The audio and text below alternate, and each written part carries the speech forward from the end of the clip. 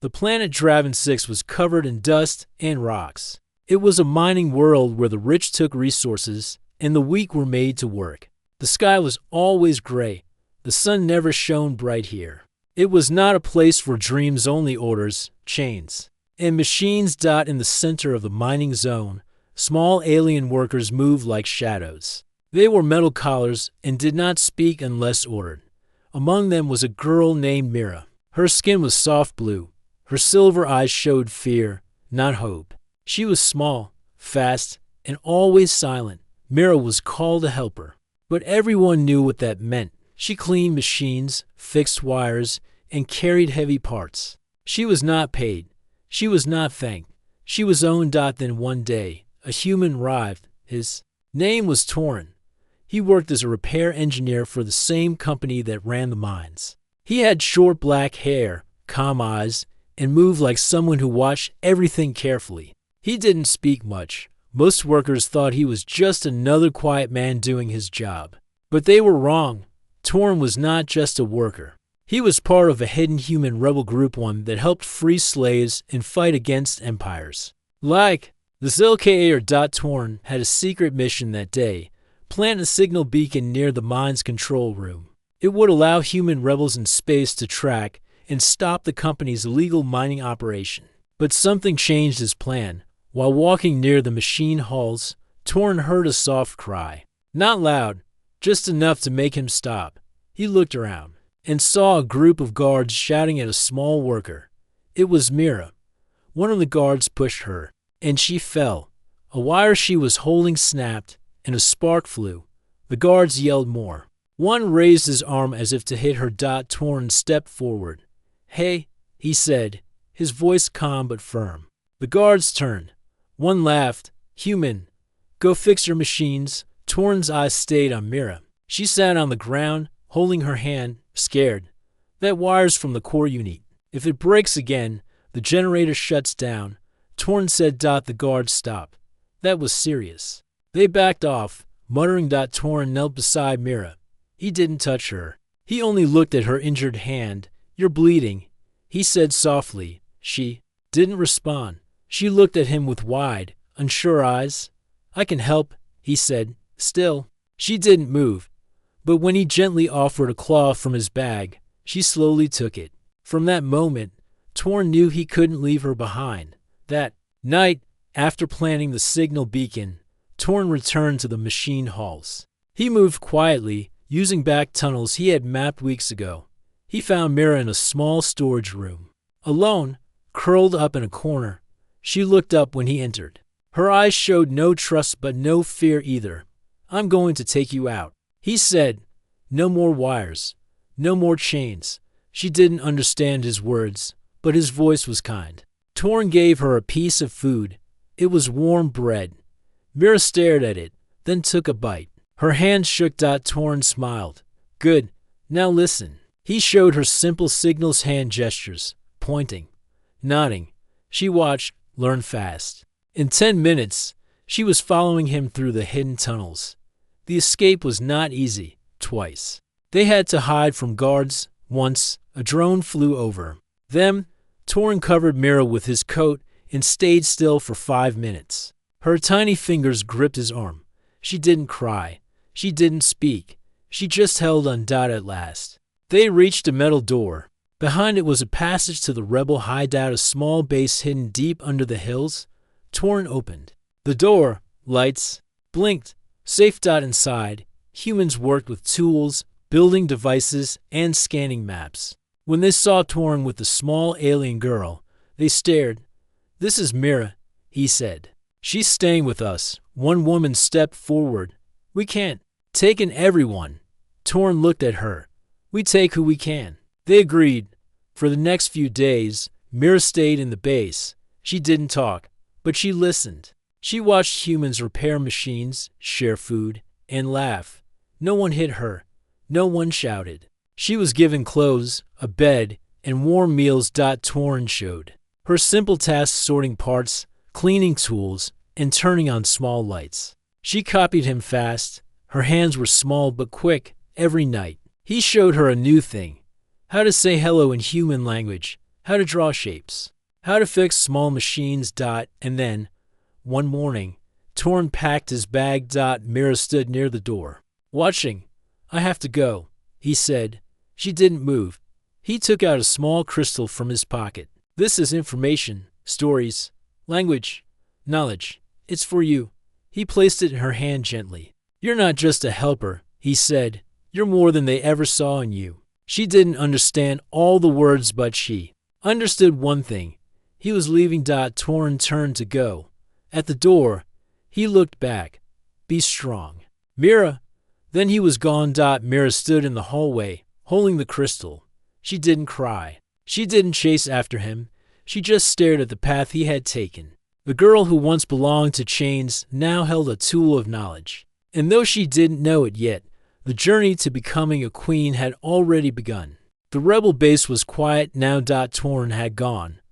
Mira stayed in her small room near the engine hall. It was not big, but it had a soft bed, a light that worked, and a small screen on the wall. For someone like her who had only known cold floors and loud commands that felt like a palace, she missed Torn, his calm voice, his patient hands. The way he showed her how to fix wires, draw shapes, and say words like hello, safe, and food. But most of all, she missed the way he looked at her, not like she was a tool, but like she mattered.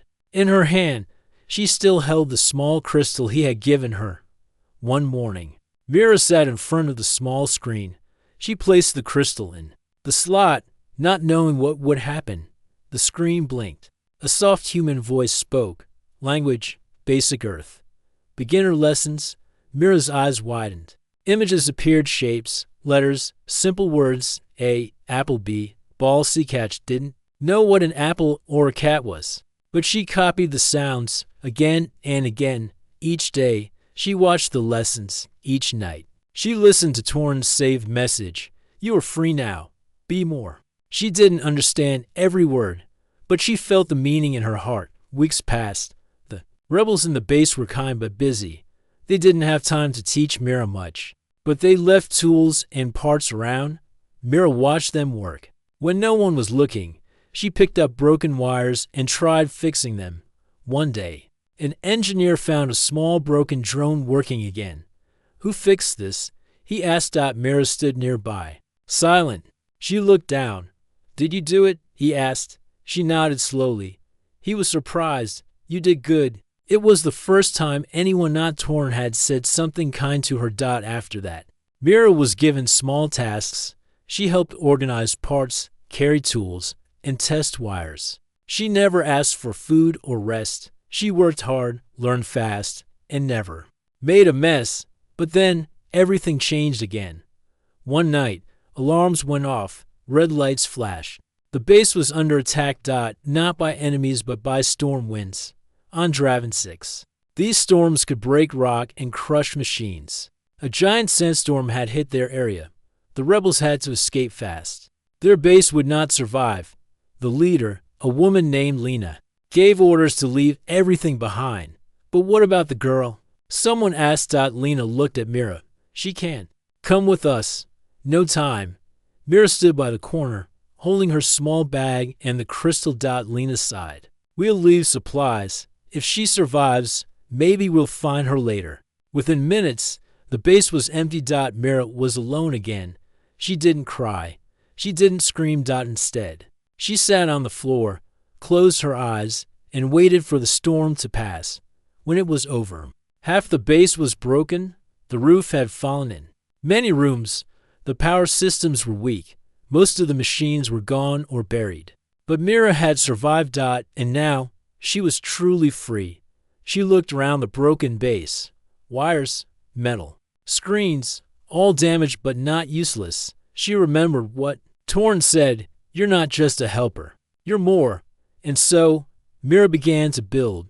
She used old parts to power one room. She fixed a water system with small pipes. She made a tiny garden with seeds she found in a rebel storage box. Each day, she fixed one small thing. Each night, she studied the crystal, learning not just human language, but human ideas.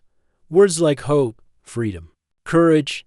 She found videos of Earth, green trees, oceans, blue skies. Children laughing. She saw how humans had fought for freedom against kings, empires, and darkness. And something changed inside her. She no longer felt small.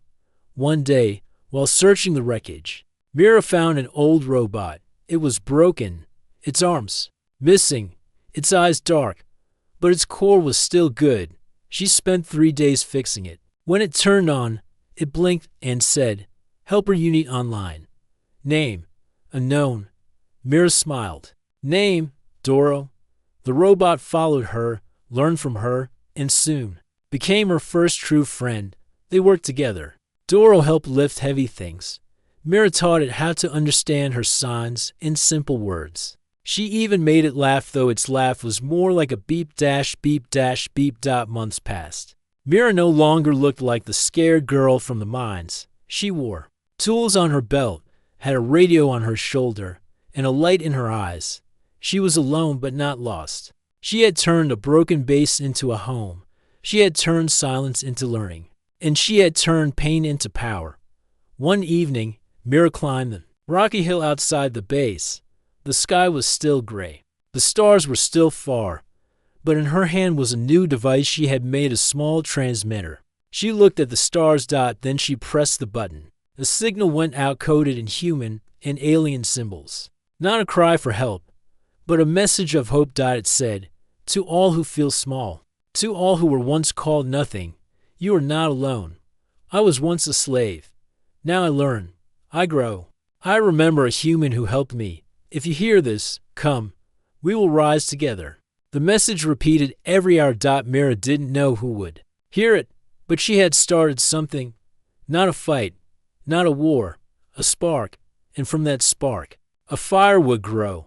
Mira stood alone on the rocky cliff, staring into the endless sky. The wind blew through her short hair. Beside her, the robot Doro made soft beeping sounds, scanning for any signs of life. The transmitter on her arm blinked slowly. Her message was out there now. Every hour, it repeated, "If you feel lost, you are not alone." She did not know who would hear it. Maybe no one. Maybe everyone. But she believed something deep inside someone was listening. Back inside the base, Mira worked harder than ever. She and Doro cleaned the broken rooms, fixed the old solar panels, and powered up more systems. Each system she restored gave her more tools, more knowledge, and more strength. One day, while exploring a blocked passage, she found a heavy steel door. Behind it was a forgotten control room filled with computers, maps, and storage devices. Dust covered everything. Mira cleared one screen and connected her crystal. The screen came to life. A human voice spoke. "Welcome, Commander. Rebel Outpost 9 active." Mira stepped back. "Commander?" The system had identified her because of Torn's crystal. She slowly smiled. Now she had access to something greater: maps of old rebel bases, names of safe planets, and contact codes for other freedom fighters across the stars. This was no longer just a hiding place. It was a starting point. Days turned into weeks. Mira continued her learning. She spoke full human sentences now, slowly but clearly. She trained Doro to fix machines without help. Together, they repaired a small ship that had been buried under sand for years. It wasn't fast, it wasn't pretty, but it could fly. One morning, Mira and Doro took off. Their goal: find others like her. The ship flew low and quiet over old mining zones. Mira scanned every signal, watched for movement, and listened to whispers in the static. After 5 days of travel, she found her first sign on the edge of a broken mining village. Mira spotted smoke. She landed her ship carefully and moved on. Foot, Doro followed, scanning for danger. They found a group of small aliens, young ones like her, once forced to work. Their bodies were thin, their eyes full of fear. An old machine had fallen during a storm, trapping 2 of them. Mira rushed forward. The others backed away, scared of her. She raised her hands gently. "I won't hurt you. I help." With Doro's support, she used tools to lift the heavy machine. The 2 young ones were hurt but alive. She gave them food, water, bandages. "Who Are you? One of them asked. Mira smiled softly. I was like you, a helper, but not anymore. They stared at her. Come with me, she said. We fix, we learn, we grow. The group followed her ship. For the first time, Mira was not just a survivor. She was a leader. She brought them back to the outpost. She gave them warm food and soft beds.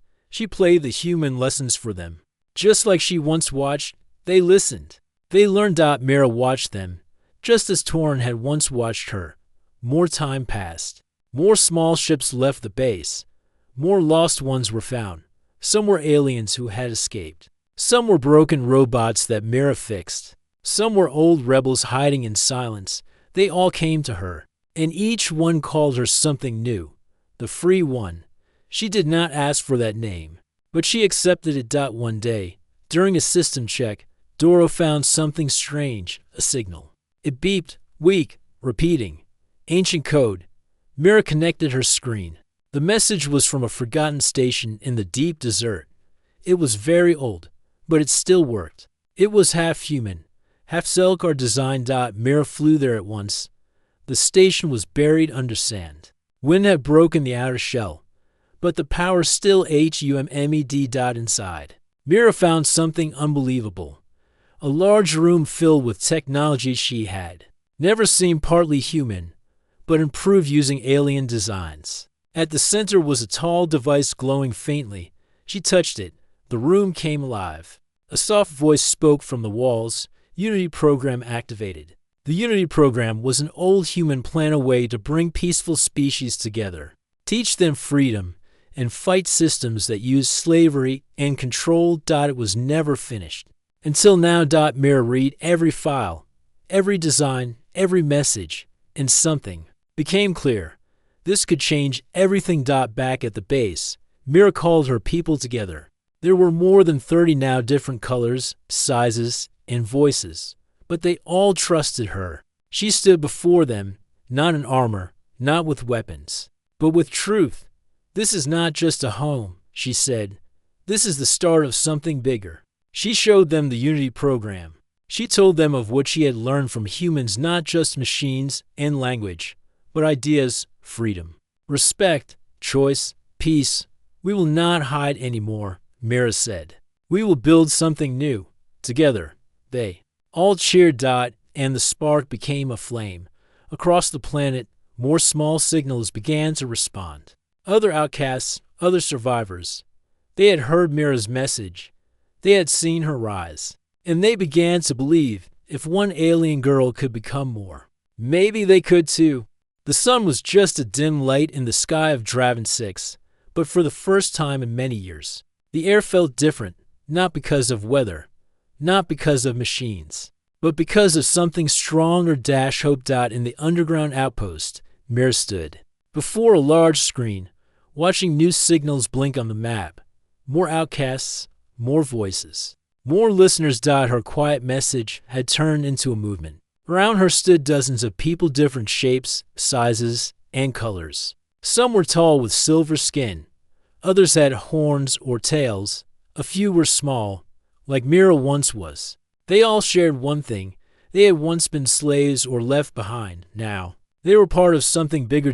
Every day, Mira trained them not to fight but to think. She taught them how to repair machines, grow food, and build homes. She taught them human ideas, how to choose, how to speak with respect, and how to lead without fear. Her robot companion, Doro, helped too. It had become more than a machine. It had learned to smile in its own beeping way, to teach, and even to joke. Together, Mira and Doro created small teams. Each team was sent to nearby zones to help others, not with weapons but with tools, food, and knowledge. One day, a small alien girl named Rin returned from a mission.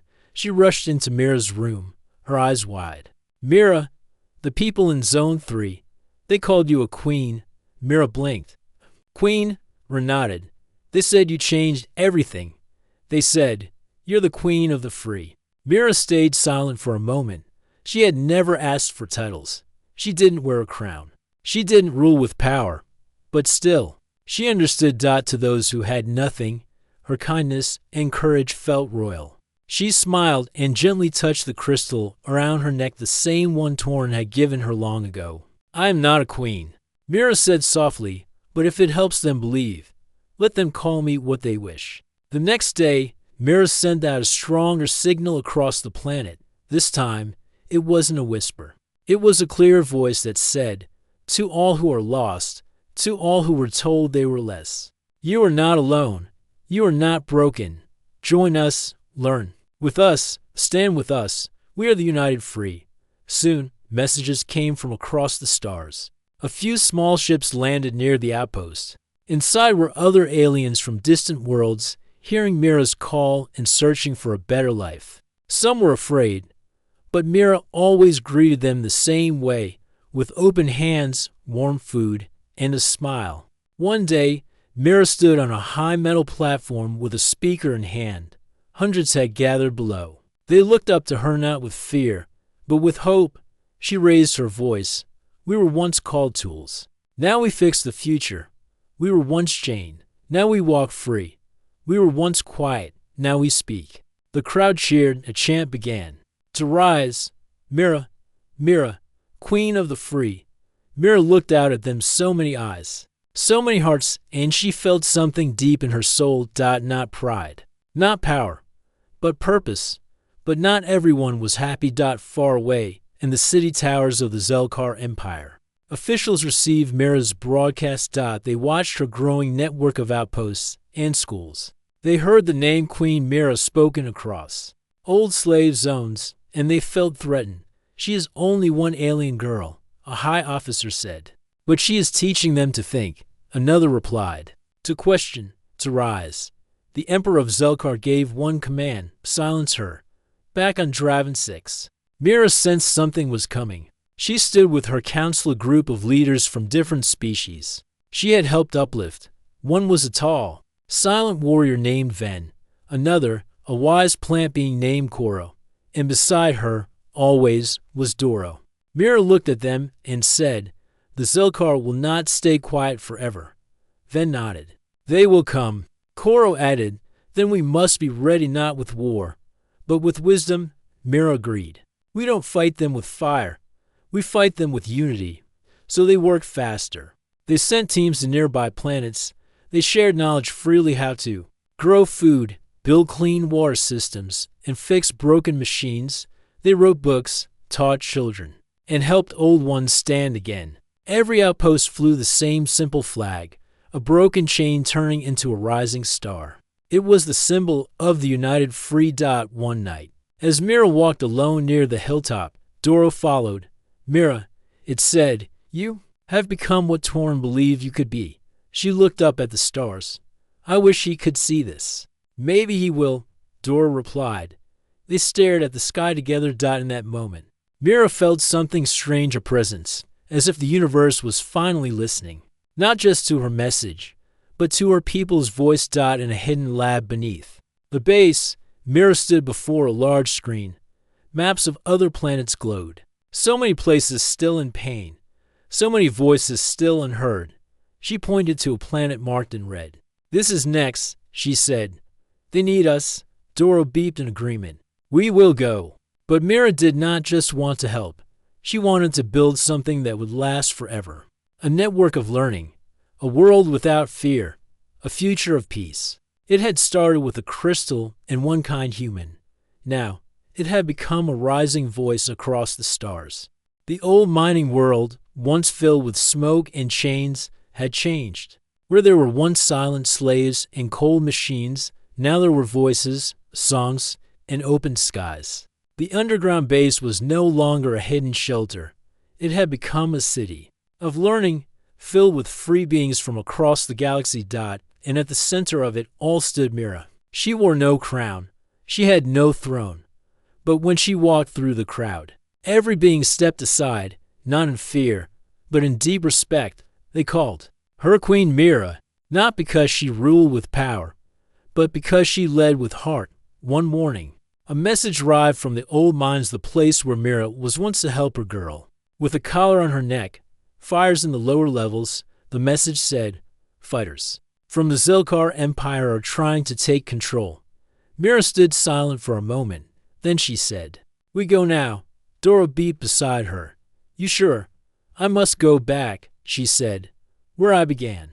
The others need to see that no one controls us anymore." Mira, Doro, and a group of helpers flew to the mining world into ships. When they arrived, they found smoke and fear. Zelkar soldiers had landed and were giving orders. They shouted at the workers, breaking machines and looking for Mira.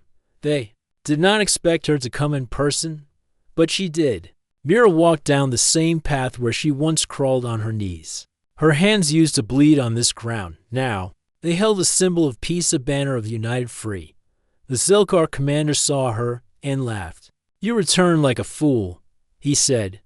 "What can you do with your words and machines, you think? You're a queen." "I don't think it," Mira said. "I became it." Behind her, hundreds of workers stepped out, not with weapons but with belief. They were not afraid anymore. "You will obey the Empire," the commander shouted. "No." Mira replied calmly. "The Empire no longer commands broken people. We have built something stronger." The commander raised his weapon. Before he could fire, one of his own soldiers stepped forward and lowered the gun. "I listened to her message," he said quietly, "and I agree with it." Others began dropping their weapons. The commander was alone now. Mira did not hurt him. She only said, "Go back. Tell them this world is no longer yours." The mining world was free.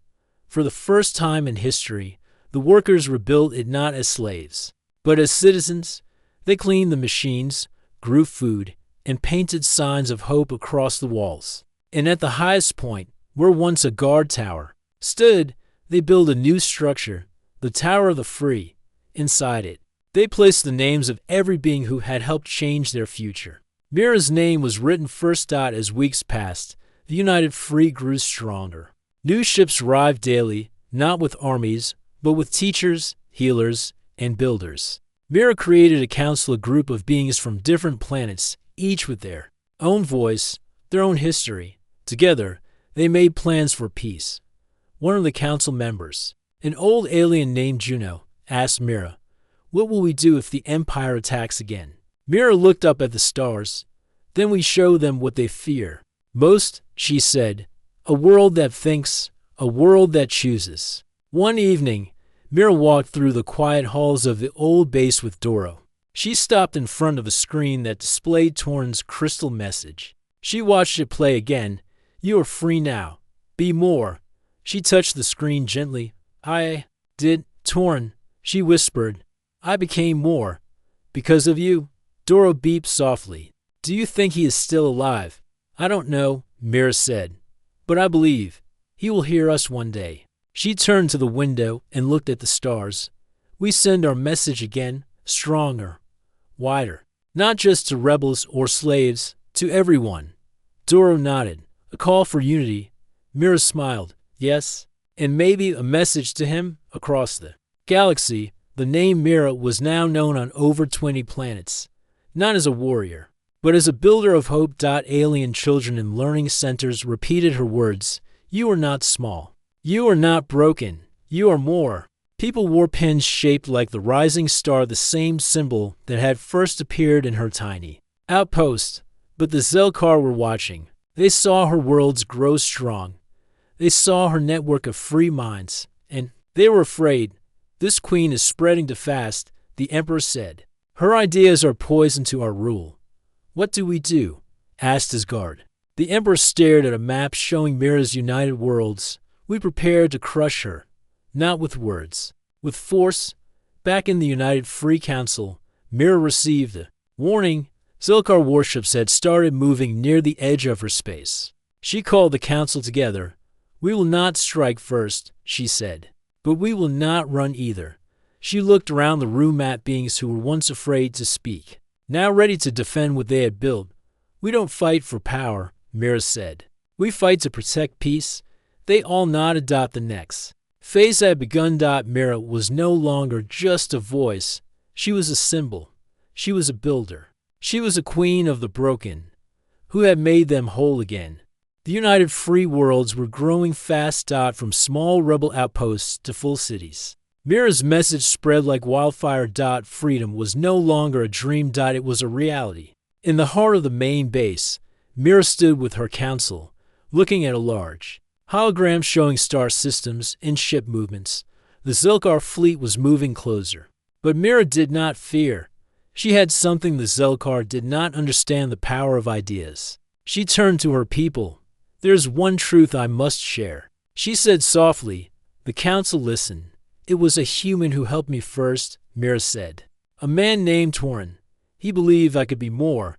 He gave me this." She held up the crystal that had changed her life.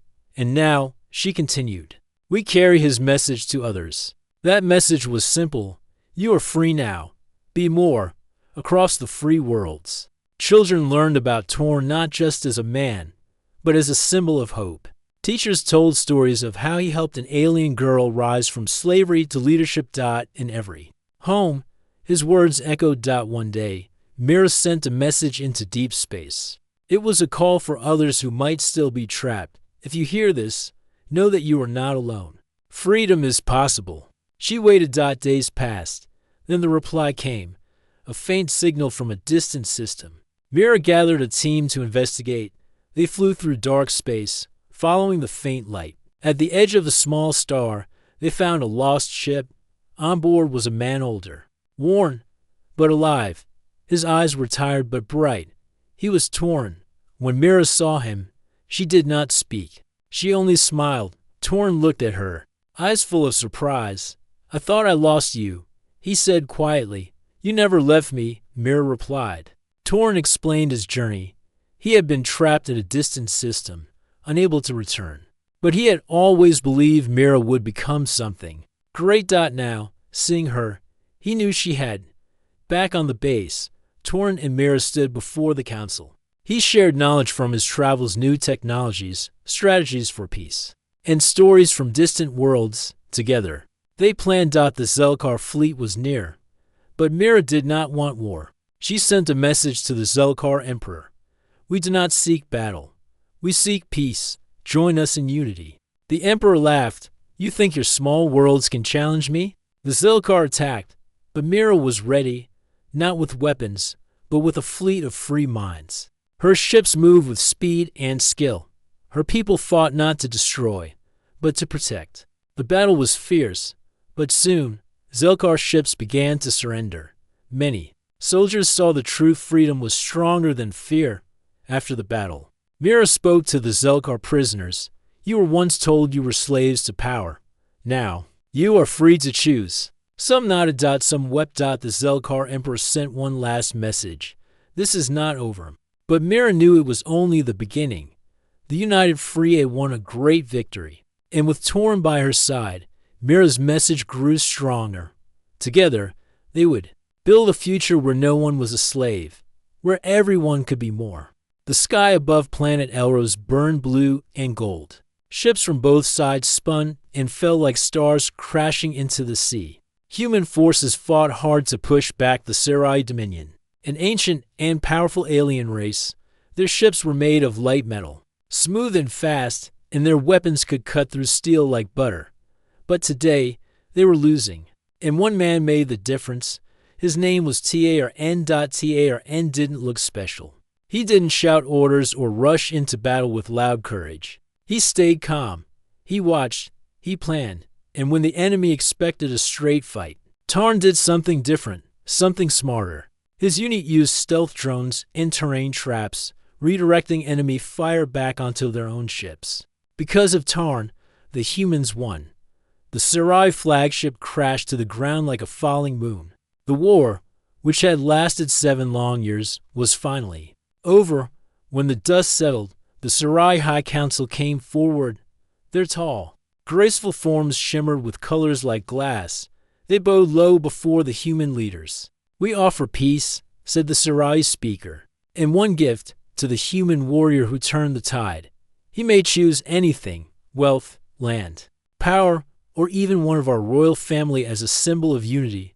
Gasps filled the hall. A royal? Everyone looked toward the row of Scifi princesses. Tall, glowing, beautiful in ways that felt not quite real.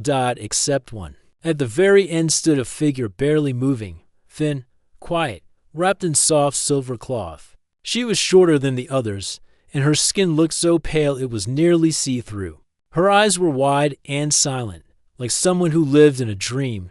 Her name was Yuli. She was the youngest princess, and the frailest. Everyone expected Tarn to choose one of the powerful sisters, perhaps Princess Nira, known for her skills in diplomacy, or Princess Errol, a trained fighter. But Tarn surprised them all. He pointed toward the end of the line. "I choose her," he said, nodding at Yuli. The room froze. Even the Scifi speaker blinked. "You choose Yuli?" "Yes," Tarn said simply. "I do." The other soldiers exchanged confused looks. A few whispered to each other. "Is he joking? She looks like she might fall over in a strong wind. Why not take the strongest, the smartest, the richest?" But Tarn said no more. He stepped forward and offered his hand to the quiet princess. Slowly, almost carefully, Yuli looked up. Her eyes met his. For a moment, no one moved. Then, gently, she placed her hand in his. The next day, a small shuttle left Elros. Inside were two figures, one human soldier and one alien princess.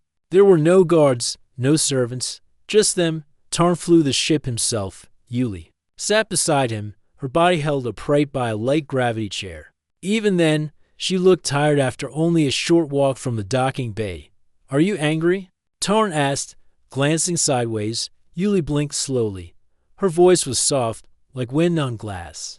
"Why would I be angry? Because I took you away," he said. "Because now, you're part of my world." Yuli looked out the window. Stars drifted past them like glowing seeds in the dark. "No one ever asked me what I wanted," she whispered. "You did not ask either. But I do not mind." There was silence again, but not an uncomfortable one. "You weren't supposed to be on that stage, were you?" Tarn asked after a while. Yuli gave the tiniest smile. "No, I am not considered strong. I was hidden for most of the war.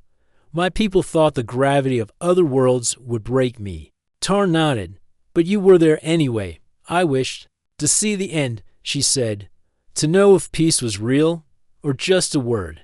The ship landed on a quiet moon called HFY, a human research base away from the war-torn planets. No reporters, no cameras, no crowd waiting to see the hero and the princess.